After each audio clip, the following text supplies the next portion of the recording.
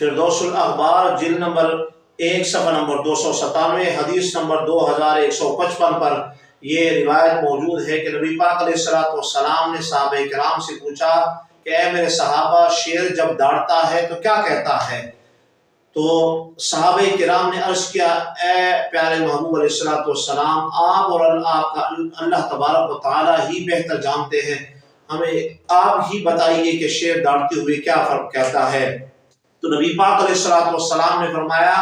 کہ شیر اللہ تبارک و تعالی کی بارگاہ میں یہ دعا کرتا ہے،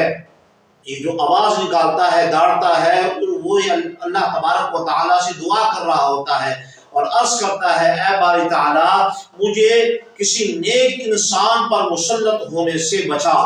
تو یہ دعا کرتا ہے رب تعالی کی بارگاہ میں، یہ جب بھی داڑتا ہے تو اس کی یہ دعا ہوتی ہے۔ سامعین محترم، شیر کو بھی پتا ہے کہ اللہ تبارک و تعالی کی ولیوں کی عزت کرنا، ان کے ساتھ جو ہے ان کے ساتھ تعلق کو قائم رکھنا۔ اکثر آپ نے دیکھا ہوگا کہ اللہ تبارک و تعالیٰ کے ولیوں پر جو ہے شیر آتے ہیں، وہاں حاضری دینے کے کئی بزرگان دین کے حوالے سے بھی یہ آیا ہے کہ ان کے ہاں شیر آیا کرتے، وہ شیر کی سواری بھی کرتے، شیر ان کی حفاظت بھی کرتے۔ تو بہت سارے باتیں موجود ہیں۔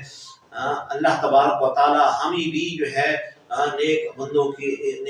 کی عزت کرنے اور نیک بندوں کے ساتھ تعلق کو قائم رکھنے کی رب تعالیٰ ہمیں توفیق عطا فرمائے، کیونکہ رب تعالیٰ فرماتا ہے، یا ایھا الذین آمنوا اتقوا اللہ وکونوا مع الصادقین، اے ایمان والو اللہ سے ڈرو اور سچوں کے ساتھ ہو جاؤ۔ تو رب تعالیٰ سے یہ دعا ہے کہ رب تعالیٰ ہمیں نیکوں کے ساتھ رکھے اور نیکوں کے ساتھ کل قیامت کے دن اٹھائے بھی صحیح۔